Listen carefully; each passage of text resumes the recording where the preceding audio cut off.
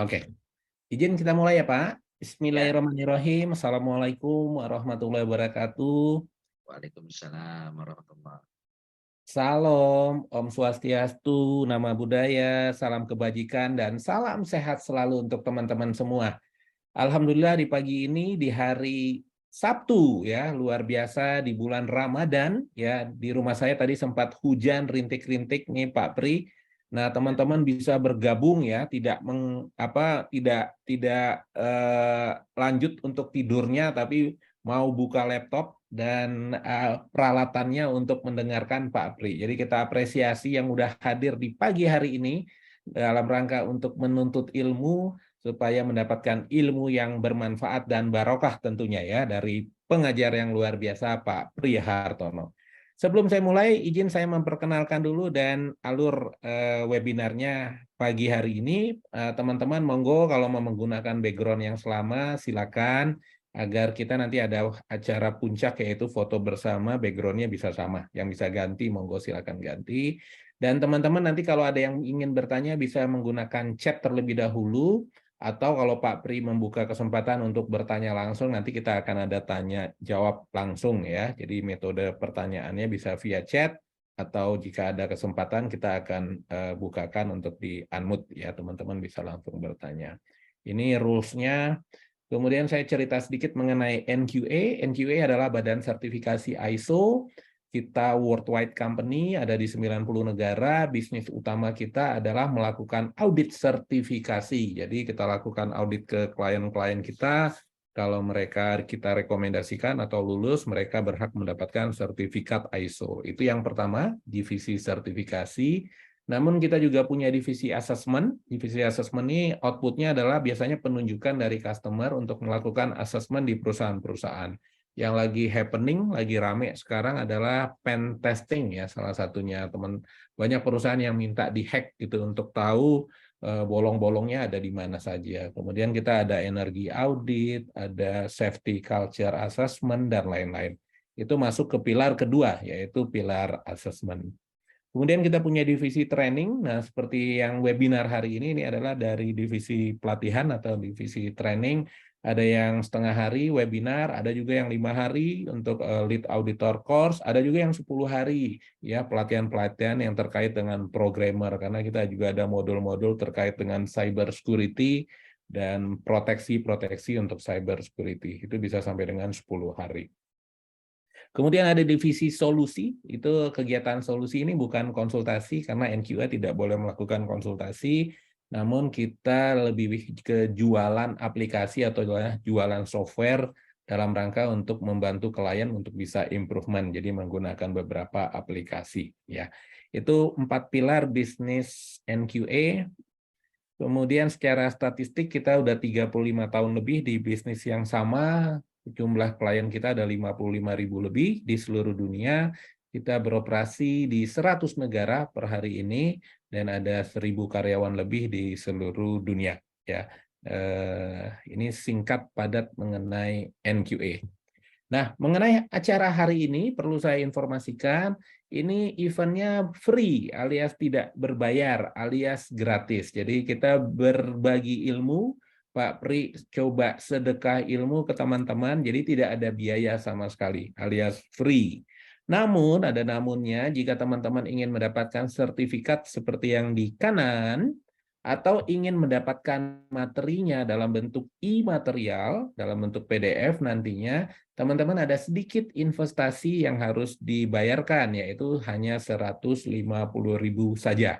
Nah, caranya seperti apa? Tinggal foto atau capture barcode-nya, nanti teman-teman akan kehubung ke Mbak Siva. Mbak Siva akan tindak lanjuti terkait dengan investasi yang 150 tersebut. Jadi saya ulangi, event hari ini gratis alias tidak berbayar, namun jika ingin sertifikat dan ingin materinya luar biasa ya, isinya daging semua, nanti teman-teman bisa lihat ada sedikit investasi sebesar 150.000 rupiah. Oke? Nah, acara hari ini atau webinar hari ini adalah dengan pembicara yang luar biasa yaitu Pak Prihartono Setia Wibowo ST. Oke, dengan topinya yang luar biasa ya. Ini ciri khas Pak Pri. Nah, akan membahas topik yang luar biasa, tapi topik ini ada kelanjutan dengan topik-topik sebelumnya ya Pak ya Pri ya. Nah, kebetulan yang sekarang kita membahasnya terkait dengan asesmen kriteria untuk QCC. Kita udah pernah bahas mengenai QCC sebelumnya. Nah, sekarang adalah pembahasan mengenai asesmen kriterianya. Jadi kriterianya apa saja terkait dengan QCC akan dibahas tuntas di pagi hari ini. Biasanya kalau nggak puasa, saya suruh teman-teman siapkan kopi, teh, panganan kecil dan lain-lain, ya, supaya tidak meninggalkan laptopnya. Tapi karena ini bulan puasa, saya nggak bisa nawarin ya. Mohon maaf ya Pak Akmal, Bu Herina. Jadi tolong disaksikan dengan sepenuh hati. Oke, tanpa mengurangi waktu, saya serahkan langsung ke pembicaranya. Silakan Pak Prihartono. Saya tutup Pak dari saya. Ya, baik ya. Terima kasih Pak Putra. Assalamualaikum warahmatullahi wabarakatuh. Waalaikumsalam warahmatullahi wabarakatuh. Selamat pagi, salam sejahtera buat kita semua, Bapak Ibu yang sudah hadir di ruang Zoom ya. Minggu lalu atau webinar sebelumnya ya, saya sharing tentang apa itu QCC. Ya, salah satu program improvement ala Jepang ya, ala-ala Jepang. Walaupun di Jepang sendiri ya, di kultur atau di perusahaan Jepang, selain QCC ada juga program improvement yang disebut suggestion system ya, atau sistem sumbang saran ya. Cuma memang kalau dari suggestion system, walaupun metodenya berbeda sedikit dengan QCC ya, cuma QCC lebih kompleks ya, karena jumlah orang yang terlibat lebih banyak. Sedangkan suggestion system maksimal adalah 3 orang ya. Maka dari itu kenapa QCC yang lebih sering di sharing ya di webinar NQA ini. Tetapi kalau Bapak Ibu request ya dengan bahwa suggestion system perlu juga dong NQA di sharing, maka kalaupun nanti saya dipercaya juga untuk mendeliver materi itu, saya pasti akan sharing ya. Jadi Bapak Ibu ya, kalau di webinar sebelumnya belum menyaksikan atau mengikuti webinar tentang QCC ya, mungkin agak misleading sedikit ya, karena bagaimana kita bisa memberikan penilaian ya atau penjurian terhadap program improvement kalau kita tidak tahu program improvement itu sendiri. Ya, jadi dengan kata lain besok ulangan fisika nih anak kita gitu ya, tapi kita nggak tahu tuh mau ujian siap-siap aja, tetapi materinya apa yang diujiankan. Nah, bahkan kita belum pernah mengikuti materi itu. Ya begitu juga dengan pelajaran-pelajaran yang lain gitu ya. Rasanya kita nggak akan siap. Tetapi saya hanya ingin menyampaikan, oke, ya ilmu ini diterima dulu, kemudian nanti feedback ke belakang, ya mempelajari apa itu QCC, di mana sistem program improvement ala Jepang tersebut ya. Jadi gitu Bapak Ibu, ini yang akan saya sharing. Oke, baik, terima kasih sekali lagi buat Bapak Ibu yang sudah menulis di kolom chat ya. Saya sharing dulu atas materinya. Sudah terlihat Pak Putra? Sudah Pak, tapi belum full screen. Oke, udah. Ya. Oke, baik ya. Jadi Bapak Ibu, hari ini kita akan bahas ya bagaimana kita mempelajari ya kriteria penilaian ya. Bagaimanapun dalam sebuah kompetisi atau persaingan tidak mungkin tidak ada sebuah kriteria ya. Tentunya kalau ada kriteria ada penilai ya. Jadi ada penilaian, ada penilai dan ada hasil nilai ya. Ini kita ngomongin nilai semua gitu ya. Perkara Bapak Ibu dalam sebuah penilaian ada faktor subjektif ya, sekali lagi saya ulang, perkara nanti dalam sebuah penilaian apapun ada faktor subjektif, kita hindari dulu ya, kita singkirkan dulu, kita pinggirkan dulu ya, karena yang namanya manusia tidak bisa hilang dari faktor subjektif. Tetapi ya kalaupun ada faktor subjektif mudah-mudahan sangat minim. Ya, mudah-mudahan sekali lagi sangat minim. Artinya nanti begitu terumumkan bahwa oke, QCC terbaik jatuh kepada grup ini, bagian ini dari PT ini, itu mereka bangga. Ya, jadi bangga sebagai sang juara bukan karena kata BLC. ya bukan karena apa ya, dihembuskan dukungan lewat belakang layar, ya. Kita pengen semua di depan layar, ya. Bahkan kalau bisa ngasih reward-nya ya di depan layar. Kenapa? Karena supaya yang lain iri, ya. Iri itu bisa membangkitkan motivasi, ya. Kalau memang berpikirnya positif, ya. Baik, Bapak Ibu, ya. Jadi kurang lebih ya nanti kenapa QCC perlu dinilai, kemudian kriteria penilaiannya apa ya. Saya bagi dalam 2 garis besar ya. Jadi saya ya penilaian QCC ini dari grup Astra Internasional. Ya, saya dulu berguru QCC itu di grup Astra ya. Grup Astra itu banyak memakai metode atau kultur dari Jepang ya. Jadi baik QCC-nya atau kriteria penilaian semua harus di-deliver Bapak Ibu pelatihannya ya. Jadi dengan kata lain, kalau Bapak Ibu nanti menjadi calon juri, Bapak Ibu siap jadi juri. Tapi kalau jadi peserta, baik itu fasilitator, ketua kelompok atau anggota, Bapak Ibu siap dan tahu apa yang akan dinilai ya dalam sebuah program QCC ya. Itu pun ya Bapak Ibu, ketika kita tahu kriterianya apa, belum tentu semua bisa menjalankan dengan baik. Ya, saya ulang sekali lagi, ketika kita tahu kriterianya disampaikan ya ke semua orang dalam satu company kita bilang, belum tentu bisa menjalankan dengan baik. Apalagi yang tidak disampaikan. Ya, jelas ya kalimatnya ya. Jadi apalagi yang tidak disampaikan. Jadi buat saya lebih baik semuanya tahu aja kriterianya apa. Jadi buat saya sebuah lomba kalau sama-sama tahu buat saya fair. Ya, jadi pesertanya fair, jurinya fair, panitianya fair. Wah, itu enak banget ya. Nah, dua bagian besar ya dari sebuah penjurian QCC itu ada dua, ya ada dua hal, penjurian lapangan dan penilaian konvensi. Penilaian lapangan biasanya akan keliling ke bagian-bagian atau tim QCC ya atas step 1 sampai ke 6. Ya, jadi kalau saya udah bilang step 1 sampai ke 8, kalau sudah belajar di webinar sebelumnya pasti tahu. Ya, kalau belum nggak apa-apa, simak saja dulu ya. Karena metode improvement QCC memakai pola atau cara yaitu 8 step PDCA ya, plan, do, check, action ya. Kemudian di bagian kedua, Bapak Ibu, ada yang disebut penilaian konvensi. Ya, penilaian konvensi ini adalah penilaian ke-7 dan 8 serta nanti puncaknya adalah bagaimana materi itu dipresentasikan ya, dipresentasikan di depan juri dan di seluruh jajaran manajemen yang hadir. Kalau kita bicara corporate, ya. Biasanya konvensi itu ya seluruh peserta yang nggak masuk final, jadi konvensi itu boleh dibilang finalnya QCC. Ya, yang nggak masuk final tetap suruh hadir. Ya, untuk menonton bagaimana deg-degannya, bagaimana serunya ya sebuah finalnya QCC. Ya, dan selain dihadiri juri tentunya juga jajaran manajemen. Ya, jadi Bapak Ibu bisa kebayang kan? Jadi forum QCC itu salah satu forum terbesar yang ada di corporate. Ya, selain mungkin family gathering tentunya.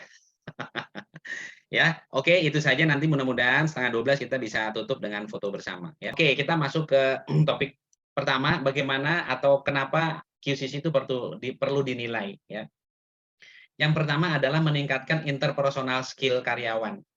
Ya, interpersonal Bapak Ibu saya yakin sudah tahu ya cakupannya bagaimana dia memimpin meeting, ya bagaimana dia menghandle orang-orang yang sulit dalam sebuah tim. Bagaimana supaya tim itu dapat hidup ya dengan meminta mereka berpendapat ya. Kalaupun ada yang tidak berpendapat bagaimana dia sabar dalam menunggu orang akhirnya berpendapat. Ya, itu interpersonal skill sampai Bapak Ibu bagaimana nanti data itu diolah, kemudian presentasi, ya percaya diri di depan umum, public speaking, itu semuanya meliputi kegiatan QCC. Ya, saya yakin Bapak Ibu ya, tadi saya lihat di kolom chat ada yang sudah melakukan. Pasti pernah melihat bagaimana seorang operator memegang mouse atau pointer dengan tangan yang deg-degan. Ya, mungkin ini biasa megang palu atau martil yang berat, megangnya enteng, malah deg-degan. Ya, harusnya kan megang enteng ke berat malah jadi deg-degan gitu, tapi ini sebaliknya. Nah, ini yang disebut faktor nervous. Itu interpersonal skill, ya. Kemudian yang kedua adalah mengetahui performa perusahaan, ya. Seorang business owner ya indikator paling gampang ya maju atau tidak perusahaannya adalah bagaimana SDM-nya berkembang. Sangat simpel. Ya, SDM berkembang pasti perusahaan berkembang, ya. Itu mutlak. Bahkan ada yang menyatakan Bapak Ibu ya, secanggih-canggihnya teknologi, ya bahkan secanggih-canggihnya software, aplikasi yang digunakan, tetapi orangnya tidak cakap, maka semua akan jadi barang rongsokan. Aplikasi yang miliaran, software yang mungkin ratusan miliar gitu ya, ya dibeli oleh perusahaan, kalau memang orangnya tidak cakap, ya itu akan menjadi barang rongsokan. Ya, jadi sekali lagi cakap ya, bukan cakep. Jadi kalau cakep cuma dua, cantik dan ganteng. Tapi kalau cakap itu terampil. Ya, jadi itu Bapak Ibu alasan kenapa QCC perlu dinilai. Namun, apakah ya alatnya hanya QCC? Ya, Pak Pri dalam menilai interpersonal skill karyawan dan performan tidak. Ya, pasti masih banyak metode lainnya. Ya, tetapi yang sering digunakan ya oleh banyak perusahaan apalagi yang manufacturing ya karena basisnya adalah dari kultur Jepang dan Jepang sangat kuat di manufacturing, maka QCC boleh dijadikan pilot project ya. QCC boleh dijadikan pilot project ya. Oke, ini rangkaian ya dalam satu slide ya saya gabung. Jadi Bapak Ibu bisa ngeliat mapnya bahwa sebuah kriteria penilaian ya yang tadi saya bilang referensi saya dari grup Astra Internasional itu nilainya 1000. Ya, kemudian dibagi menjadi dua, penjurian lapangan 650 dan konvensi atau finalnya itu 350. Dan penjurian lapangan yang 650 itu di spread ya ke dalam 7 hal, yaitu step 1 sampai ke 6. Dengan masing-masing nilai ada di dalam kurungnya. Ya, kemudian penilaian konvensi atau final itu meliputi step ke-7, step ke-8 ya, kemudian QC teknik dan 7 tools, kemudian yang ke-11 persentase kehadiran dan terakhir presentasi ya. Jadi Bapak Ibu, saya mau menyampaikan gini. QCC ketika kita sudah komitmen ketok palu untuk melakukan, banyak sebenarnya soft skill yang harus juga di-deliver. Ya, saya ulang sekali lagi, QCC banyak melibatkan soft skill lainnya. Ya, jadi dari mulai bagaimana ngolah data, kemampuan Microsoft Office, ya, kemampuan melakukan pemakaian 7 tools, ya, kemampuan public speaking, kemampuan presentasi, itu semua soft skill yang meliputi kegiatan QCC. Ya, jadi saya merasa ya sesudah menjalani QCC kok merasa ilmunya bertambah. Ya, jadi bukan ilmu QCC tok gitu ya, ilmu yang lainnya yang kalau tidak diterapkan di QCC pun bermanfaat. Ya, presentasi, saya bilang, apakah hanya di QCC? Oh, no. Ya, bahkan sekarang mohon maaf Bapak Ibu, pemilihan RT. Pemilihan RT ini contoh gampang di tempat saya, harus punya visi misi. Dan dia harus presentasi di depan warganya, di depan warganya yang akan dia pimpin. Coba. Jadi seorang ketua RT saja harus punya visi misi ya. Jadi nggak boleh cuma aduh karena pensiunan nggak ada kerjaan udah deh jadi ketua RT. Waduh, kacau tuh. Yang ada juga biasa dilayani dan disuruh melayani nggak bisa. Ya, gitu loh. Ketua RT kan memang tugasnya melayani ya, bukan dilayani gitu loh ya. Ini sekedar sharing saja ya. Nah, kita mulai dulu Bapak Ibu dari penjurian lapangan ya. Oke, kita lihat. Penjurian lapangan yang pertama ya, bagaimana seorang juri harus melihat notulen pertemuan arsip dan data. Ya. Ini kita belum melihat QCC-nya loh. Bapak Ibu, artinya gini, improvement apa sih yang Anda buat belum dilihat. Ya. Jadi kenapa? Kenapa notulen pertemuan arsip sama data dilihat? Karena gini, ya. QCC tanpa ada catatan, ya, kita akan kesulitan melanjutkan proses-proses setelahnya. Ya. Kenapa? Kenapa harus ada catatan? Basisnya manusia itu fitrahnya lupa. Ya, kalau dulu Pak Putra seperti ada pembatasan umur. Usia di atas segini sering lupa, sekarang belum tentu Pak Putra. Milenial pun kadang suka lupa, Pak. Ya, jadi di atas 40 sering lupa, ya sudahlah jamak ya, kata anak ABG sekarang jamak. Tapi sekarang juga banyak yang di bawah 30 suka lupa. Ya, jadi kultur QCC itu harus ada catatan. Suka nggak suka, malas nyatet, harus suka nyatet kalau QCC. Ya, jadi notulen pertemuan itu artinya apa sih? Setiap meeting-meeting itu you harus mencatat. Ya, saya udah jelaskan di webinar sebelumnya bahwa setiap pertemuan QCC selalu ada minutes of meeting. Nah, minutes meeting itu yang dicek oleh para juri. Ya, meetingnya rutin nggak? Apa sih yang dibahas? Ada kendala nggak? Nah, itu. Ya, itu notulen pertemuan. Nah, arsip juga termasuk dokumen-dokumen apa yang terlibat dalam setiap meeting. Ya, apakah katakan, oh ada foto yang diambil, atau ada gambar, ada sketch apa yang diperlukan dalam improvement tim itu. Ya, dan juga data lainnya. Itu sudah diberikan nilai 25, Bapak Ibu. Ya, jadi kedisiplinan administrasi salah satu hal yang menunjang dalam QCC. Yang kedua, ya ada yang disebut aktivitas SDM. Ya, nah ini dibagi ke dalam 5 tim, 5 item, yaitu persentase kehadiran, ya, kemudian frekuensi pertemuan. Frekuensi kehadiran jelas ya, dari katakan satu kelompok 10 orang. Oke, dari 10 orang ini berapa persen persentase kehadiran? Itu harus dihitung Bapak Ibu. Ya. Dan percaya dengan statement saya, yang hadir, ya, yang disiplin hadir dalam pertemuan itu sudah punya modal sebagai juara. Ya, karena kalau kerja kelompok tidak mungkin bisa juara kalau yang kerja sendirian atau cuma 1-2 orang. Ya. Yang kedua, frekuensi pertemuan, rutin atau tidak melakukan meeting, itu juga dinilai. Ya. Kemudian yang ketiga atau C adalah perubahan paradigma. Ya. Seorang juri QCC ketika melihat perubahan paradigma, ya, dia bisa melontarkan beberapa macam pertanyaan. Ya, misalnya gini, sebelum ada QCC apa yang kamu rasakan? Kemudian setelah muncul QCC, apa yang kamu rasakan? Ya, bagaimana suasana meeting yang kalian rasakan itu kita bisa sampling Bapak Ibu ke semua anggota. Ya. Jadi Bapak Ibu juga jangan banyak menanya kepada ketuanya saja. Ya, saya kalau sebagai juri QCC lebih senang menanya ke anggotanya.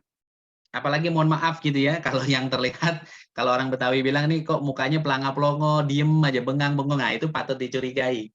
Ya, apakah dia hadir hanya karena penjurian biar lengkap? Padahal sehari-harinya nggak datang, itu bisa kelihatan, ya. Nah, di situ Bapak Ibu yang saya bilang perannya fasilitator atau ketua-ketua kelompok bagaimana menanamkan ilmu QCC ke mereka.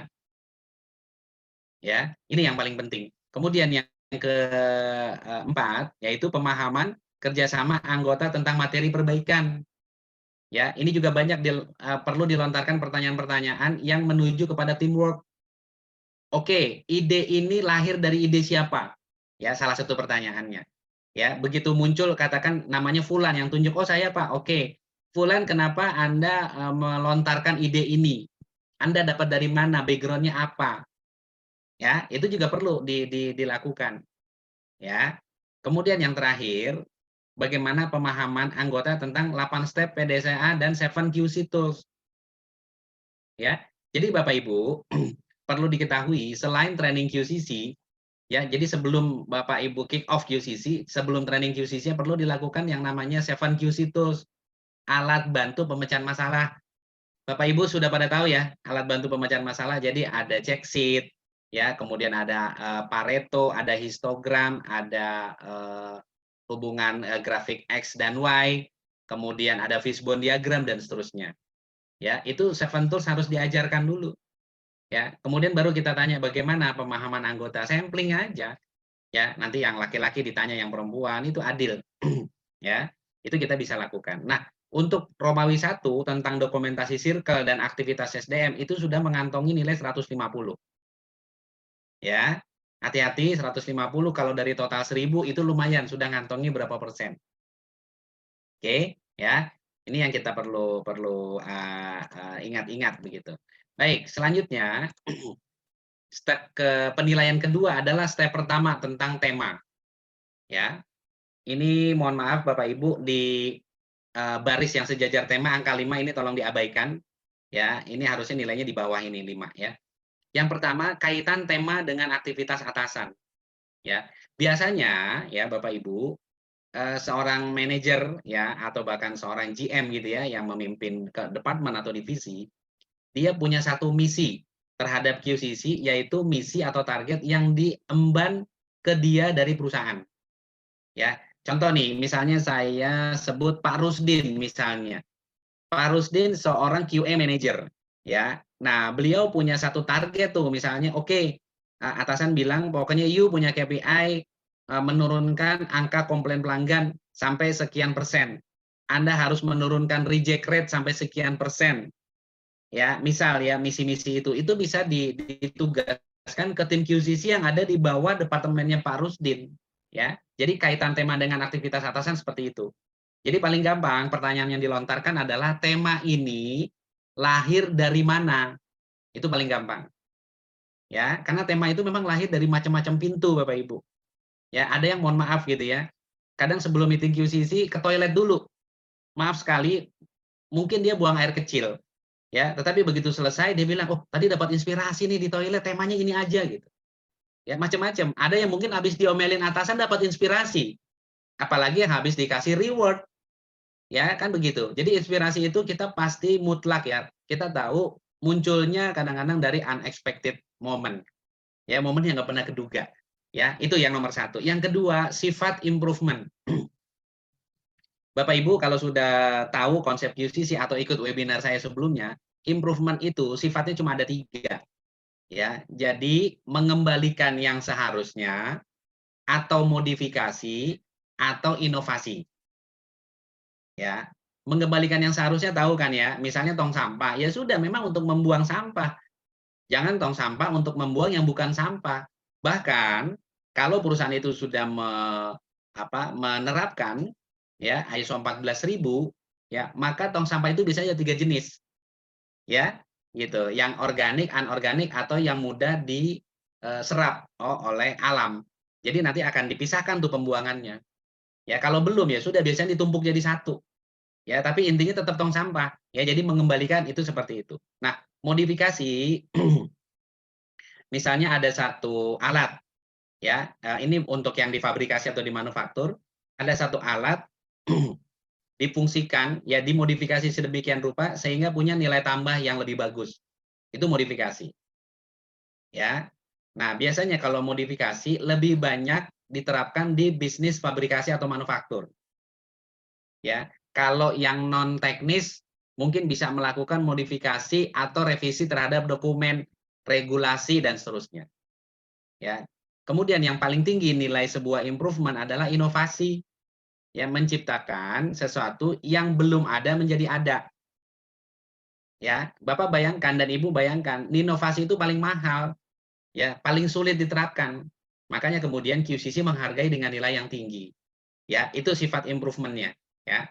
Kemudian yang ketiga, yang C maksud saya alasan pemilihan tema. Ya.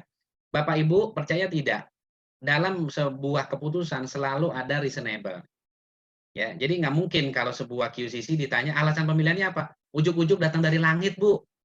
Pokoknya kita dapat ilham. Ya, gitu loh. Nggak tahu tuh ilhamnya turun dari mana gitu. Pokoknya kami dapat, ya nggak mungkin. Ya, alasan itu selalu yang melatar belakangi munculnya tema. Ya, katakan aja misalnya, oh iya Pak, Bu, saya diturunkan dari atasan. Karena ini kita masih punya PR, maka kita harus improve di tema ini. No problem, silakan. Oke, ya. Nah, nanti Bapak Ibu, ya, kriteria ini ya itu biasanya kalau kita cetak dalam A4 itu ada 3 lembar A4. Nah, masing-masing, misal alasan pemilihan tema, walaupun nilainya 15, jadi ntar ada kriteria lagi di bawahnya. Kalau yang begini 5, yang begini 10, yang begini 15. Ya, ada lebih spesifik. Cuma saya sadar dengan sempitnya waktu, saya meng-highlight secara general saja. Ya, tetapi secara general Bapak Ibu punya gambaran, oh seperti ini ya cara menilai QCC. Itu ya. Itu yang paling penting buat saya ya. Baik, yang ketiga yaitu menilai step kedua tentang target ya. Jadi di sini disampaikan bagaimana kontribusi target circle itu kelompok ya. Ya, jadi bagaimana kontribusi target kelompok terhadap target atasan. Ya, artinya apa? Kalau atasan itu menurunkan targetnya terhadap tim QCC, bagaimana tim itu mengelaborasi, bagaimana tim itu berproduksi ya, bersinergi sehingga bisa target atasan bisa achieve atau tidak oleh tim itu. Ya. Jadi kelihatan bagaimana sinerginya tim itu ya pasti bisa mencapai target atasannya. Ya, ini yang paling penting ya. Yang kedua ya, bagaimana penetapan targetnya. Ya. Ada yang tidak tanpa perhitungan ya. Ada target yang muncul tanpa perhitungan langsung turun dari atasan. Ya. Ada juga yang berjibaku dengan meeting sehingga berapa nih kita mau turunkan. Ya, itu dinilai. Ya. Nah, sebuah target yang bagus ya adalah target yang melihat Bapak Ibu tren data di waktu lalu. Ya, contoh ya, kalau dalam QCC itu diajarkan minimal 3 bulan bagaimana? Ya, 3 bulan terakhir. Jadi sebelum mulai QCC kita lihat misal tadi timnya Pak Rusdin mau menurunkan reject rate. Ya, jadi kalau reject rate pasti diturunkan ya Pak Rusdin ya. Kalau reject rate itu dinaikkan, nanti siap-siap nggak dapat THR tuh. Ya, jadi reject rate harus diturunkan. Nah, berapa persen? Maka harus diolah. Minimal 3 bulan terakhir, berapa sih reject rate kita? Kemudian, reject rate paling tinggi di produk apa? Kemudian di reject item apa? Ya, itu QCC orang produksi atau orang QC harus cermat. Ya, kita nggak perlu membenahi kesemuanya dalam satu cycle. Ya, satu cycle itu satu putaran di mana QCC berlangsung. Ya, saya bilang di webinar sebelumnya, satu putaran itu 6 bulan. Jangan 6 bulan-bulannya kita mau jadi Superman, semuanya kita tanggulangi, yang ada malah berantakan, nggak ada yang tercapai. Ya, jadi gitu pola ngolah datanya. Ya, reject rate itu berapa persen, yang mana produk paling besar reject rate-nya, dan reject item apa. Jadi nanti begitu muncul tema, ya menurunkan reject rate produk A dengan reject item A, nah, gitu. Jadi sangat spesifik. Ya, karena Bapak Ibu, tipe manusia dalam menghadapi masalah itu kan harus case by case kan. Ya. Jadi supaya benar-benar selesai. Ya, ini yang diharapkan pada saat di poin 3B yaitu penetapan target. Ya, jadi di situ bisa ditanyakan ya, bagaimana target itu bisa keluar sekian persen. Reject rate turun 60% misalnya. Nah, 60 itu dari mana? Ya, nggak bisa sebuah angka itu turun yang ujuk-ujuk gitu ya. Kalau bahasa Inggris lama ujuk-ujuk katanya, ya. Kemudian yang keempat, ya bagaimana penilaian di step ketiga yang saya sebut di webinar sebelumnya adalah anaconda, ya analisa kondisi yang ada. Ya, yang pertama adalah logika dan ketajaman penguraian masalah. Ya, di sini sudah main, namanya juga analisa kondisi yang ada, berarti main analytical thinking, Bapak Ibu. Ya, bagaimana kita melihat kemampuan menganalisa tim QCC itu. Ya, di situ kelihatan. Nah, nanti dalam uraian penilaian ini untuk mencapai nilai 20 misalnya seperti ini. Oh, 5. Yang kedua kondisinya seperti ini bagaimana 15. Oh, kalau yang paling tinggi ini 20. Ya. Jadi di sini kelihatan nih bagaimana masalah itu diurai. Ya, misalnya mereka menyampaikan, "Oh iya, Pak, karena sering datang komplain, orang-orang kita nggak produktif atau mungkin kurang istirahat, maka terjadi masalah dan akhirnya menjadi satu problem yang besar di bagian kami misalnya." Ya. Yang kedua adalah kejelasan analisa dan ilustrasi. Ya, Bapak Ibu, ya, setiap penjurian QCC sekali lagi saya mau menyarankan awalilah pertanyaan kepada anggota. Ya, jangan kepada ketua kelompok atau fasilitator. Mereka udah paling menguasai. Ya, kalau fasilitator itu mau membagi ilmunya, mau menjelaskan supaya timnya pinter, pasti anggotanya bisa jawab. Ya, setelah kalau deadlock siapapun nggak bisa jawab, baru serahkan ke fasilitator. Oke, fasilitator, ketua kelompok, Anda punya jawaban apa tentang ini? Ya, gitu ya. Jadi kejelasan analisa dan ilustrasi bagaimana dia mengembangkan alasan kenapa kemudian kondisi itu diangkat. Ya. Yang ketiga C adalah akar permasalahannya jelas. Ya, jadi root cause atau akar permasalahan adalah salah satu pintu pembuka ya untuk kita bisa menerapkan apa tindakan perbaikan yang akan diambil. Sekali lagi saya ulang Bapak Ibu, ya root cause atau akar permasalahan ya adalah salah satu pintu ya yang harus dibuka sebelum kita menentukan tindakan perbaikan. Ya, jelas ya. Jadi kita melakukan perbaikan apapun kalau akar masalahnya salah, pasti perbaikannya juga salah. Kalau orang sistem menyebutnya dengan ini nggak efektif. Ya, seperti itu. Yang kelima adalah step keempat, ya, analisa sebab akibat atau kita sering menyebutnya fishbone diagram, ya. Di sini disampaikan yang pertama adalah kegiatan mencari penyebab di proses. Ya, ini sudah mulai sulit ya, tahapannya sudah mulai sulit. Coba mencari penyebab di proses. Hanya orang-orang yang punya analytical thinking baik bisa mencari penyebab munculnya sebuah masalah. Ya. Makanya Bapak Ibu dalam proses rekrutmen ya, analytical thinking itu selalu dikaitkan sama proses rekrutmen middle level. ya. Middle level itu jelas harus analytical thinking-nya bagus. Tetapi kalau operator ya yang sudah punya analytical thinking, wah ini harus siap-siap di kader, harus siap-siap dipromot. Ya, ya tentunya ada komponen lain ya yang menyertai itu, tetapi paling tidak analytical thinking dia punya. Ya. Nah, kalau kita lihat yang ke B ya, adalah ketajaman penguraian penyebab masalah. Bapak Ibu ingat konsep fishbone diagram, semakin banyak tulang ikannya, jadi ada tulang utama, ada tulang penyebab.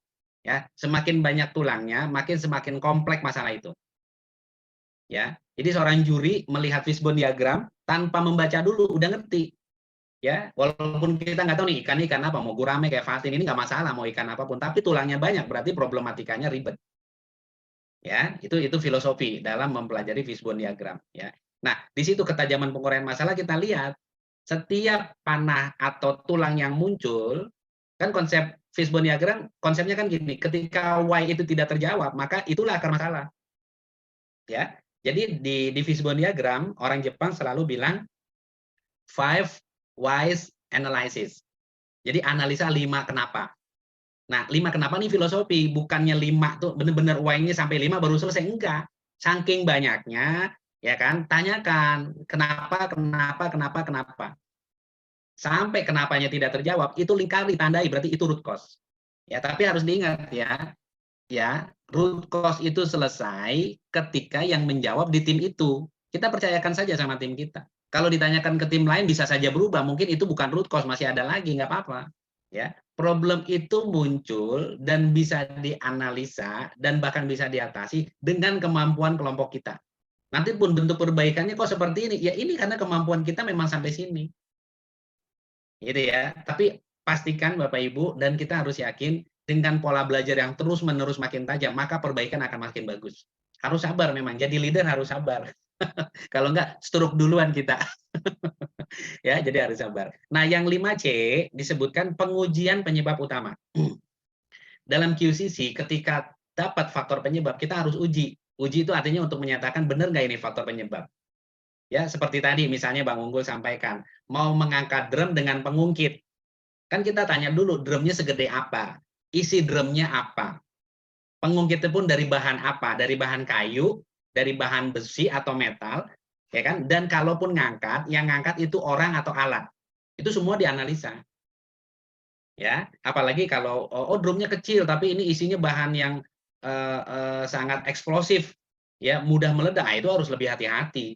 Jatuh aja udah bahaya gitu loh. Kecil tapi mudah meledak itu lebih bahaya daripada besar tapi tidak mudah meledak. Ya, itu ya di poin 5B. Nah, poin 5C. Jadi bagaimana kita menguji penyebab. Kalau begitu diuji, oh kok kayaknya nggak bisa jadi penyebab deh. Ya udah kita eliminir, ganti penyebab lain. Ya, makanya kenapa Bapak Ibu dalam QCC jangan pernah lelah untuk brainstorming. Ya, kalaupun kita sampai berdebat, kalau selama kerangka profesional nggak masalah.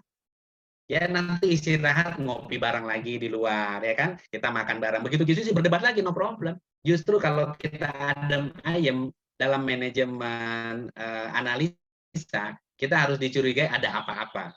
Ya, makanya kan banyak manajemen melakukan conflict of interest antar bagian supaya saling apa namanya Pak Putra istilah check and balance. Ya kayak kehidupan kita kan DPR sama rakyat, DPR sama LSM itu aja check and balance aja ya. Oke, lanjut ke nomor 6.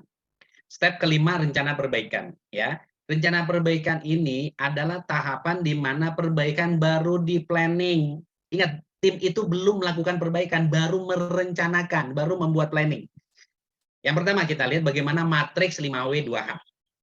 Ya, karena di 8 step PDCA rencana perbaikan disuruh kita membuat 5W2H.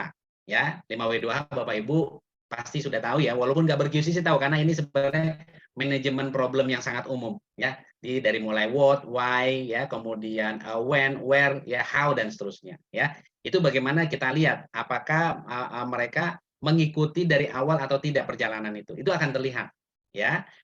What-nya apa, why-nya apa, when-nya apa, where-nya apa, dan seterusnya. Ya. Kemudian, ini yang paling penting, dan ini yang lebih sulit dari rangkaian 5W2H, yaitu bagaimana rencana perbaikan itu ditulis. Ya, Bapak Ibu pernah kan ya, kita kan gini, punya filosofi hidup gini, nemuin masalah kadang gampang, ya, tetapi memecahkan itu yang sulit. Ya, nah di sini ditantang di QCC bagaimana how-nya itu terlihat. Makanya kenapa nilainya dispesifikan 15. Tapi kalau 5W2 itu borongan tuh. Borongan 15 sendiri. Ini how-nya sendiri aja udah 15 langsung. Ya. Jadi bagaimana dia menerapkannya. Terus yang ketiga, gagasan solusi masalah. Gagasan kita tahu ide, ya kan? Ide bagaimana solusi itu ditemukan. Nah, ini kan rangkaiannya dari fishbone diagram. Ya, oke, sampai root cause Anda dapat, Anda sudah nentuin how-nya, terus bagaimana nanti menerapkannya.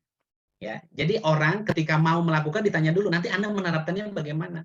Nah, si penguji atau ketua kelompok, oh ya oke nih kita yakin di sini, oke kita eksekusi. Ya, tetapi kalau tidak yakin, fasilitator yang punya wewenang untuk, sorry tim, kayaknya yang ini enggak deh. Ya, kita balik ke yang lain karena data pendukungnya kok nggak kuat untuk kita eksekusi. Itu perannya fasilitator. Ya, makanya Bapak Ibu, saya pesan ya, kalau Bapak Ibu punya otoritas tinggi, ya melihat tiap tim itu bagaimana dibentuk, pilihlah fasilitator yang minimal middle level. Ya, kalau pemula minimal itu kalau bisa manajer dulu.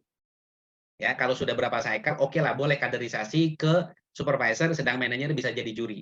Tapi di tahapan awal juri itu kalau bisa justru direktur, ya gitu. Nanti pada tahapan cycle berikutnya boleh mengundang juri dari luar. Saya pernah melakukan itu. Ya, jadi di perhimpunan seluruh perusahaan di Tangerang, ya bahasa saya gini deh, siapa sih yang udah senior di QCC? Oh ada tuh satu nama, saya datangi ke perusahaannya. Saya lobby, udah akhirnya dia mau, saya bikinkan undangan, dia hadir di penjurian perusahaan kami. Itu bisa Bapak Ibu. Ya, yang penting kita harus bisa menilai level kita QCC-nya di bawah perusahaan dia. Namanya mau belajar, maksud levelnya yang di bawah kita kan nggak lucu.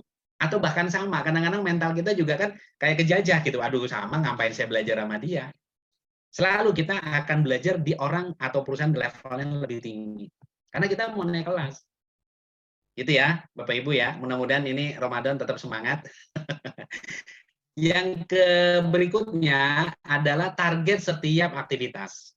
Ya, target ini lebih kepada you kapan selesai. Ya, karena ingat time frame QCC selalu dibatasi 6 bulan. Ya, dan saya selalu bilang, kalau Anda punya tema yang kira-kira tidak selesai dalam 6 bulan, jangan masukkan dalam QCC. Ya, tapi apakah harus diperbaiki? Harus. Tapi biasanya orang CI berpikirnya apa? Oke, dia harus lewat mekanisme yang lain. Misalnya suggestion system atau QCC-nya under perusahaan. Ya, jadi dia tidak ikut QCC, tapi melakukan perbaikan yang menilai langsung top management. Itu ada Bapak Ibu. Ya, jadi jangan khawatir. Nah, biasanya kalau yang agak oportunis, Pak Putra, tim-tim QCC itu akan bilang, oh ya sudahlah, yang dapat hadiah aja 6 bulan. Jangan salah. Justru kalau masalah besar, yang diatasinya lebih dari 6 bulan, itu reward-nya lebih besar. Tapi biasanya tim yang kepilih pun yang pinter-pinter, yang orang pilihan. Ya kan? Logikanya kan begitu Pak Putra. Problem besar harus diselesaikan sama orang-orang besar, kan gitu Pak Putra. Nggak mungkin problem kecil ya diatasi sama orang yang mohon maaf gitu kemampuannya nggak memadai, nanti malah runyam. Ya, makanya orang CI yang ada di sini memang harus belajar menganalisa dan bijaksana melihat situasi ini. Karena orang yang mengerjakan problem besar dia akan bilang kalau sama QCC, aduh ngapain ya? Itu harus bijaksana benar ya. Oke baik, step ke-7 yang disebut, nah ini udah udah fasenya eksekusi. Ya, Bapak Ibu kita lihat tingkat kesulitan dalam pelaksanaan.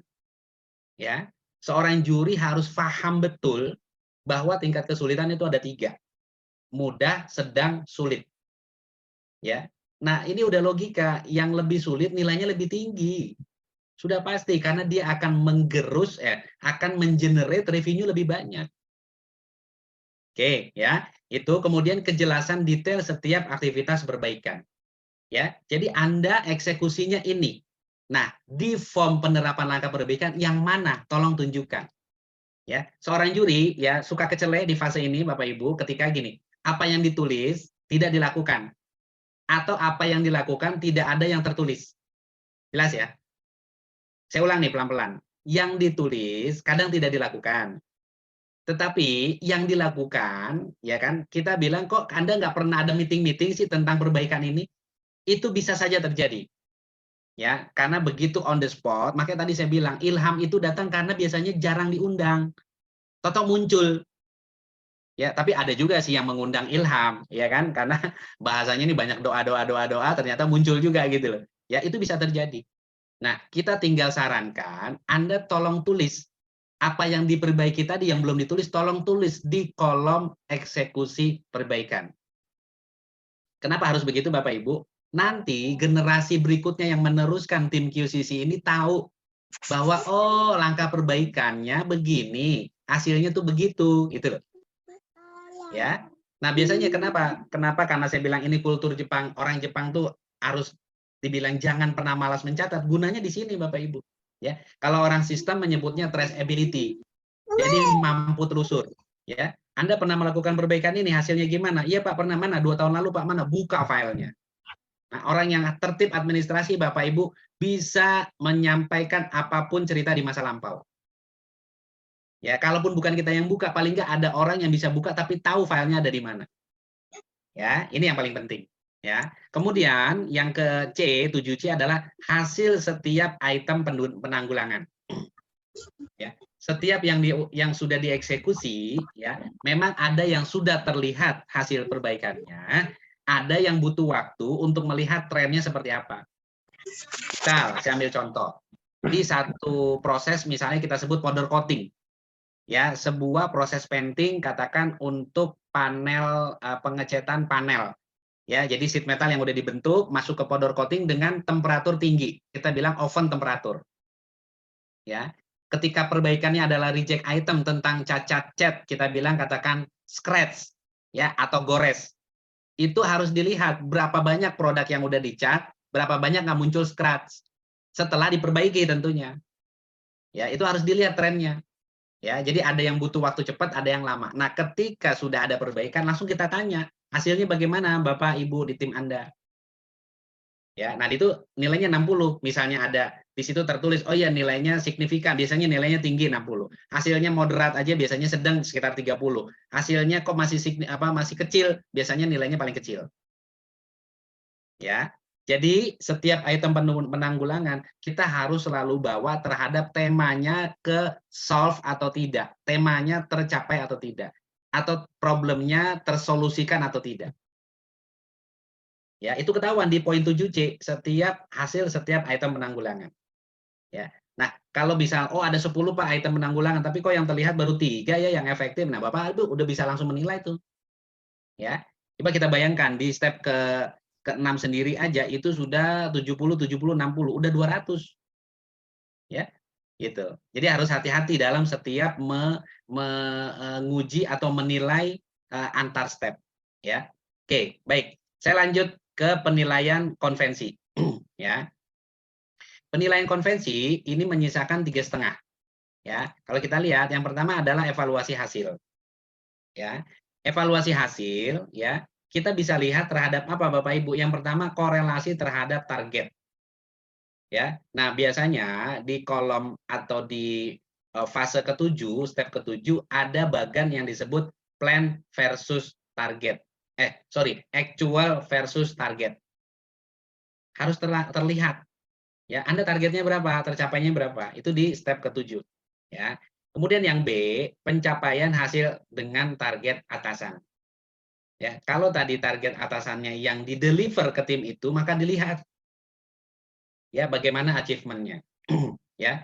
Artinya memang berapa persen, artinya gini, under target, meet the target atau over target.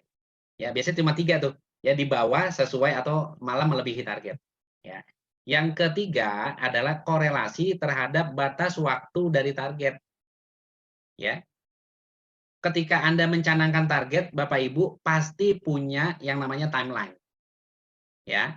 Nah, timeline itu tercapai enggak? Biasanya step ke-7 itu belum murni 6 bulan. Ya, belum murni 6 bulan karena di penjurian ini biasanya terjadi di bulan ke-6 kurang 3 minggu lah sekitar itu. Ya, karena biasanya bulan ke-6 itu ya akan dilakukan konvensi. Nah, konvensi itu biasanya penjurian 7 ke 8 itu nanti bisa ada yang digabung, ada yang dipisah sih. Ya itu silakan aja mekanisme Bapak Ibu bisa mengatur sendiri ya. Kemudian berikutnya adalah penerapan hasil perbaikan. Ya, penerapan hasil perbaikan. Artinya apa? Hasil perbaikan ini sendiri terlihat signifikan tidak mengatasi problem. Ya, Bapak Ibu bisa lihat di situ nilainya cukup besar 24. Ya. Penerapan hasil perbaikan terlihat atau tidak? Ya. Itu akan nah, gini, penjurian akhir biasanya kalau dia membuat alat, ya Bapak Ibu harus meminta alatnya mana. Ya, tunjukin kepada kami tim jurinya bahwa alat itu bekerja, atau tools-nya atau alat bantu. Ya, kalau yang non manufacture atau non fabrikasi nggak apa-apa. Kita tinggal lihat misalnya dia dokumennya mana. Ya, kalau dia sebuah regulasinya mana dan seterusnya. Ya, kita bisa lihat itu bagaimana penerapannya. Nah, yang ketiga, ini sudah matematik Bapak Ibu. Ya, cost versus benefit. Yang menghasilkan revenue tentunya ya pasti benefitnya lebih besar dari cost-nya. Ya, nggak mungkin ya revenue itu lahir dari cost yang lebih besar daripada benefitnya. Ya ini udah rumus penjualan deh, orang-orang sales mah jago lah. Ya, nah harus ngajarin nih orang-orang sales bagaimana menentukan cost sama benefit. Ini gampang kok. Ya, tinggal di compare aja Bapak Ibu antara nilai yang keluar sama keuntungan yang diperoleh. Nah, keuntungan saya kilas balik sedikit ya, banyak yang bisa dihitung. Misal gini, kalau dia hemat waktu kerja, hitung berapa hemat waktu kerja itu dalam rupiah. Ingat ya, revenue itu semua yang di-improve harus bisa dikorelasikan terhadap rupiah. Waktu kerja nggak ada yang nggak bisa dihitung. Ya, terus kedua, kalau dia hemat material, materialnya apa? Hitung berapa hematnya. Misalnya dalam hitungan kilo, dalam hitungan liter, dalam hitungan apapun, konversi kepada rupiah. Ya. Terus yang ketiga, ya, kalau di situ ada katakan biaya listrik yang lebih hemat, biaya ATK yang lebih hemat atau biaya lainnya, selalu konversi ke dalam rupiah. Ya, saatnya memang belajar matematik di lingkungan kantor Bapak Ibu. Jadi bukan cuma finance saja, hati-hati. Ya, tapi ini matematiknya sederhana kok. Sepertinya nggak juga pakai alat bantu integral sih. Kita ribet banget tuh sisi pakai integral. Tenang aja, apalagi diferensial. Aduh, yang operator kasihan tuh, ya. Jadi itu selalu memunculkan berapa, ya. Sampai Bapak Ibu, ya, saya selalu menyampaikan ini di setiap pelatihan QCC gini. Ketika ada benefit, ya, materi presentasi besarkan sedikit angkanya dan pakai tanda yang norak. Ya, yang menghipnotis terutama top manajemen. Ya, begitu melihat angkanya, waduh, ini timnya Pak Rusdin besar sekali ya. Waduh, saya harus mengasih reward berapa nanti, ya. Tapi itu nanti juga akan ada pengujian-pengujian dari bagian finance tuh. Bener nggak ini angkanya, kemudian bener nggak materialnya, bener nggak apa yang sudah di costing. Ya, biasanya costing itu wewenangnya bagian finance, kita harus percayakan Bapak Ibu. Ya. Oke, yang kesembilan, yang disebut standarisasi dan rencana berikut. Ya, yang pertama kita lihat bagaimana ya di sini tertulis korelasi antara ya korelasi standarisasi dengan penanggulangan. Ya, kalau nomor 9A gampang aja Bapak Ibu ya. Sudah menetapkan perbaikan, oke, Anda jatuhnya revisi atau buat baru terhadap dokumen. Nah, dokumen itu kalau sudah bersistem biasanya apakah namanya prosedur, apakah namanya WI, apakah namanya form, atau bahkan check sheet dan seterusnya. Ya, gitu loh. Kita lihat kalau dibilang, "Iya, Bapak, kita merevisi prosedur." Oke, mana revisi prosedurnya? Ya, isinya seperti apa? Itu korelasinya ada nggak sama yang diperbaiki? Ya, bahkan kalau bisa sampai yang poin ke B, ya kan? Bentuknya seperti apa dan sudah ada approval atau belum. Legalitas itu approval. Ya, karena biasanya aturan main di sebuah perusahaan akan dihormati dan berhak disosialisasi setelah ada approval dari pihak terkait. Saya bilang nggak selalu top manajemen, tergantung pihak terkaitnya dalam urusan apa. Ya, misalnya katakan SOP cukup di level kepala divisi sama manajemen representatif, ya silakan sampai situ. Ya, ikuti aturan atau regulasi yang ada di tempat Bapak Ibu. Itu ya, Bapak Ibu. Kemudian yang ke C adalah monitor standarisasi. Ingat ya Bapak Ibu, kita nggak ada QCC saja, ya, nggak ada QCC saja. Standarisasi itu wajib loh dimonitor. Ya, makanya saya selalu mengulang-ulang kalimat sudah efektif atau belum, itu akibat monitoring. Ya, kalau kita nggak pernah monitoring, kita nggak pernah tahu dokumen itu masih efektif apa enggak, proses ini masih efektif apa enggak kalau nggak kita monitor. Ya, nah gampangnya monitor standarisasi, kita tanya, oke, you bentuknya seperti apa? Apakah ada check sheet? ya katakan mingguan atau harian, yang melihat bagaimana standarisasi itu dipraktekin. Apalagi kalau standarisasi itu baru, bukan revisi. Ingat ya Bapak Ibu, resiko dari standar yang baru ya adalah belum tentu orang disiplin melakukan. Yang lama aja juga nggak banyak disiplin melakukan, apalagi yang baru. Makanya kenapa harus dimonitor. Ya, ciri dari sebuah dokumen itu termonitor, ya biasanya ada tulisan di belakangnya itu ref berapa, ya, sama issued date. Ya, Bapak Ibu bandingkan aja. Ketika dokumen sudah lebih dari 5 tahun, revisi masih kosong-kosong, patut dipertanyakan ini nggak pernah dimonitor. Ya, apalagi problem di area itu banyak, kayaknya agak janggal deh. Ya, atau bisa jadi prosesnya berubah, dokumennya nggak dirubah. Yang paling ekstrim prosesnya nggak pernah dimonitor sama sekali. Wah, itu lebih parah. Ya, tuh. Nah, yang kemudian terakhir, ya ini jadi gini, tema berikut itu wujud daripada PDCA cycle yang ditemukan sama Mr. Deming, makanya teorinya nyebutnya Deming cycle, artinya ada siklus Deming. Ya, jadi step ke-1 tentang tema itu diobrolin di step ke-8. Coba Bapak baca di situ tema berikut. Jadi pertanyaannya simpel ya. Oke, fasilitator, tim Anda akan ngangkat tema di cycle berikutnya tentang apa? Kalau sudah nyiapin ya nilainya harus lebih bagus. Ya. Jelas ya Bapak Ibu. Jadi tema berikut aja sudah diobrolin, sudah ditentukan di step terakhir. Ya, nanti begitu masuk ke step 1 tentang masalah, dia nggak perlu lagi banyak brainstorming. Ya, itu gunanya PDCA cycle. Ya.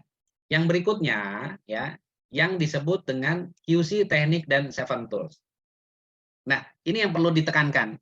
Ya, jangan hanya para partisipan QCC yang belajar tentang 7 tools, tapi jurinya harus belajar. Ya, saya lebih suka ya kalau di fabrikasi atau di manufacture, salah satu jurinya itu adalah orang QA.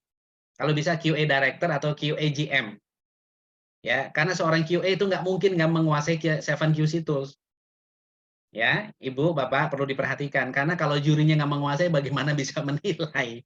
Ini logika aja. Ya. Nah, QC 7 tools sekali lagi saya ulang apa itu tadi Pareto, diagram fishbone, ya, histogram dan seterusnya. Itu ada tuh, ya. Kemudian, ya, yang berikutnya adalah tentang persentase kehadiran dan frekuensi pertemuan. Tadi Bapak Ibu masih ingat di penjurian lapangan, nah biasanya kan sudah masuk 60% perjalanan QCC, ya umumnya penjurian lapangan atau minimal setengah. Nah kehadiran di penjurian lapangan minimal terlihat 50%, sedangkan di persentase kehadiran sesudah masuk ke penilaian konvensi paling tidak sudah nyaris 100%. Ya, karena kan sebenarnya QCC-nya bisa jadi ada yang masih berjalan, tapi rata-rata sih udah selesai.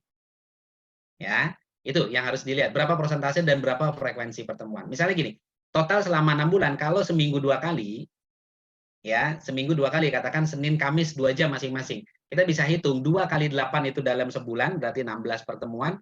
Kalau 6 bulan berarti 16 kali 6. Ya, itu sebanyak berarti 96 pertemuan. Ya, nah kita lihat bagaimana daftar absen itu terlihat. Ya, sekali lagi Bapak Ibu, daftar absen juga bisa dihapusi kita. Ya, tapi gampang. Kalau tahu tekniknya, ya kita uji aja pemahaman dia, ya sampai nggak dengan step terakhir. Itu aja. Kalau nggak sampai berarti harus dipertanyakan ini sebenarnya ada meeting apa enggak. Ya, karena sekali lagi Bapak Ibu, siapa yang bisa memonitor absensi training, absensi kehadiran QCC? Seorang tim dari CI, continuous improvement juga belum tentu mutlak tuh bisa mengetahui absensi ini tuh benar apa enggak. Nah, kalau saya, ya misalnya tadi ada tim CI juga, setiap meeting, koordinator QC itu keliling. Kalau saya gampang, keliling bawa kamera yang ada tanda tanggalnya. Ada identifikasi tanggal dan jam, potret semua tim yang meeting, selesai. Yang cuma berapa biji akan kelihatan, yang nggak meeting pun kelihatan. Asal ya di dokumentasinya, kameranya, maksudnya filmnya hasilnya jangan hilang. Jadi nggak bisa buat evidence. Ya, jadi harus tertib juga. Koordinator QCC-nya harus tertib. Atau saya bilang tim deh, tim CI itu juga harus begitu sebagai kontrol. Ya, oke. Yang terakhir, Bapak Ibu adalah presentasi materi. Ya, presentasi materi di sini ada sampai 6 kriterianya.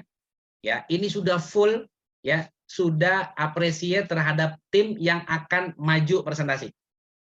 Nah, sebelum ya dilakukan pengujian, maka di tengah-tengah, ya, di tengah-tengah perjalanan QCC, maka ya si tim yang masuk final harus diberikan training tentang presentation skill.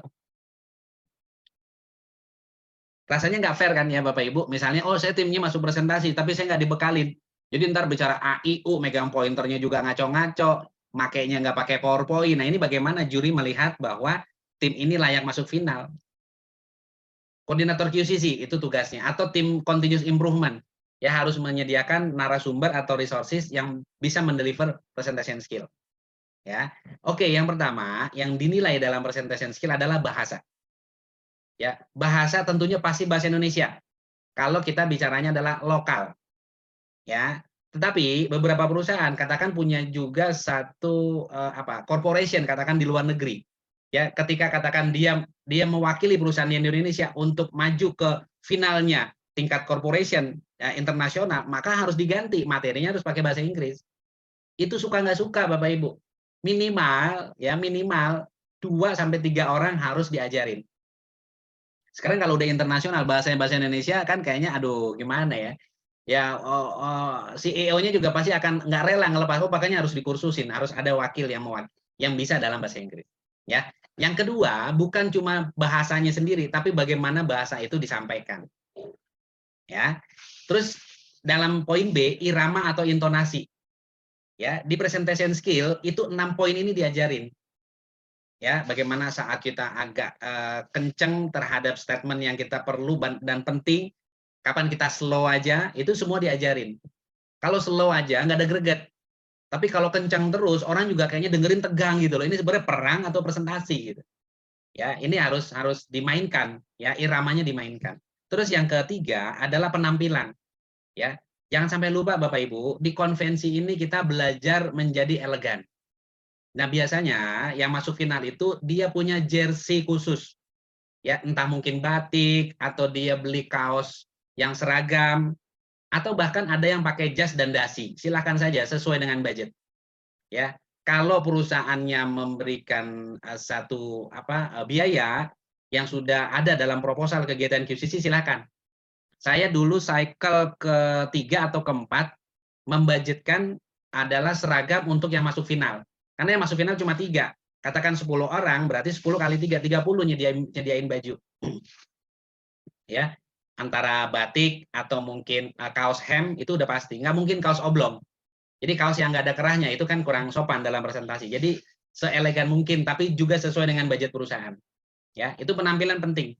Dan pastikan dari atas ke bawah itu juga rapi. Jangan sudah pakai batik, ternyata ada yang pakai sendal gunung.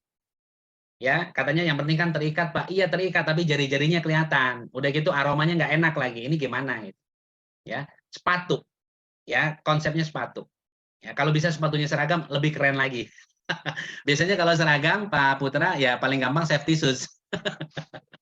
Ya, karena udah disediain perusahaan bagi yang memang punya safety shoes. Yang ketiga, yang keempat adalah keharmonisan alat bantu. Kita tahu Bapak Ibu, ya, biasanya kalau final QCC, semua alat bantu presentasi harus disiapin. Ya. Jadi pertama apa alat bantu? Ada pointer, ada laptopnya, ada screen-nya, ya, kemudian ada flip chart, ada whiteboard, silakan. Ya, justru nilainya akan kurang ketika alat bantu yang disiapkan nggak pernah dipakai. Ya, jadi gini bahasanya, mau perang, alat perangnya disiapin nggak dipakai, ya Anda berkurang nilainya, atau Anda nggak dapat nilai minimal. Ya, gitu ya. Jadi kalau presentasi lihat, oh alat perangnya ada semua, pakai. Buat apa nggak dipakai? Ya, di situ yang disebut keharmonisan alat bantu. Bagaimana pakai pointer, ya, bagaimana menyampaikan kalau nggak pakai pointer, oke, next slide dan seterusnya. Tapi saran saya pakai aja alat bantu yang sempurna disiapkan. Ya. Yang berikutnya Bapak Ibu kerjasama dalam presentasi. Di sini terlihat teamwork-nya sebuah tim. Jadi kerjasama sebuah tim akan terlihat. Ya, ketika juri bertanya kepada fasilitator atau si presenter, yang lain diem aja. Ya, jadi kalau bisa biarin aja dia kecebur jurang, kita kan nggak kecebur. Wah, ini udah kelihatan nggak sinergi. Ya, jadi minta izin dengan si juri, oke Bapak, saya mau membantu kawan saya dalam menjawab. Ya, nah gimana supaya kerjasama dalam tim bisa padu ketika final? Maka fasilitator harus melatih, membrief semua pengetahuan di QCC dan semuanya rata bisa menjawab. Atau paling tidak ada orang spesialis. Kalau pertanyaannya ke arah ini, you yang jawab, yang ini Anda yang jawab. Ya, tapi secara umum, secara general dia menguasai materi QCC timnya sendiri. Itu bagaimana seorang fasilitator bertugas tuh, memahami bagaimana anggotanya bisa memahami. Yang terakhir adalah ketepatan waktu. Ya, seorang presenter yang baik kan tentunya harus mampu dibatasi waktu. Dan semua peserta tahu berapa lama dia presentasi. Ya, biasanya ya presentasi itu nggak lama, 15 sampai 20 menit. Dan 15-20 menit itu harus di trial. Fasilitator itu yang bertugas men-trial atau melatih timnya presentasi. Ya, pasang stopwatch, jebret, bagaimana step 1 dari awal sampai akhir berapa menit, diulang-ulang. Ya, kalau dibilang oke 20 menit, nggak boleh lebih dari 20 menit. Dan ingat, ya, waktu presentasi yang baik adalah tidak lebih dari waktu yang ditentukan atau juga tidak selesai lebih cepat. Ya, kalau lebih cepat, Bapak Ibu kebayang nggak apa yang dideliver materinya? Ya, tetapi kalau terlalu lama, ya kasihan juga tim yang lain, jurinya juga boring melihat presentasi satu tim aja. Ini ya, harus dikaji ya. Ini waktu presentasi juga diberikan nilai. Nah, presentasi sendiri Bapak Ibu lihat poinnya adalah 100. Jadi nggak sembarangan, presentation skill juga sangat dihargai ya. Oke, saya lanjut. Oh, oke, ternyata sudah selesai ya. Kalau dari papan chat sudah tidak ada, Pak, dan karena waktu juga yang sudah jatuh waktunya, izin saya ada sedikit paparan, Pak, di akhir. Sebentar, Silakan Pak teman-teman. Putra. Oke, ajang tanya jawab tadi sudah kita lalui. Nah, saya ingin memastikan lagi, mungkin bagi yang teman-teman join terlambat tadi, event hari ini free alias gratis alias tidak berbayar. Namun kalau teman-teman ingin memiliki materinya, karena materinya tadi saya lihat daging semua dan krusial, teman-teman ingin memilikinya, serta mendapatkan sertifikat seperti yang di kanan, ada sedikit investasi sebesar 150.000. Caranya gimana? Tinggal foto barcode-nya, tinggal di foto barcode-nya, nanti teman-teman akan ke link dengan Mbak Siva. Tinggal minta ke Mbak Siva, saya butuh sertifikatnya dan materi yang tadi dipaparkan oleh Pak Pri. Monggo silakan di foto barcode-nya. Kalau sudah, oke, saya lanjut ke berikutnya. Nah, kami butuh feedback dari teman-teman semua. Tidak ada gading yang tak retak. Kita butuh inputan dari webinar yang dari pagi sampai siang hari ini. Tolong dilakukan foto lagi untuk barcode-nya dan di-input kira-kira apa saja masukan-masukan sehingga ke depannya kami bisa lebih baik lagi. Jadi monggo di foto barcode-nya. Terima kasih Pak Ari udah foto-foto barcode-nya. Ya, nanti tinggal diisi kira-kira inputannya seperti apa. Saya minta ada kata penutup dari Pak Pri. Silakan Pak Pri untuk mensummary-kan kira-kira Ya, pelatihan yang pagi hari ini. Silakan Pak. ya. Bapak Ibu, perbaikan itu tidak pernah ada batasnya. Kalaupun ada batasnya, mungkin sampai kita dikubur, maka kita nggak bisa melakukan improvement apa-apa lagi. Jadi berdayakan selama kita masih diberikan nafas yang panjang oleh Allah Subhanahu wa Ta'ala. Terima kasih, selamat berimprovement. Oke, never stop improving ya Pak ya, Pak Pri. Ya, betul. Oke, luar biasa. Kita kasih tepuk tangan buat Pak Pri. Luar biasa di pagi Terima kasih, hari ini. Pak.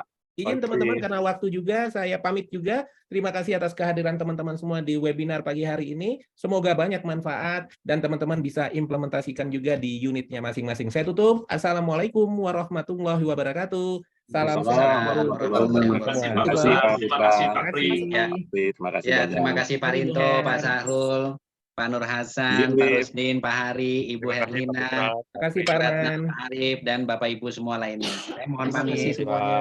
Terima kasih. Terima kasih. Sama-sama Pak. Terima kasih.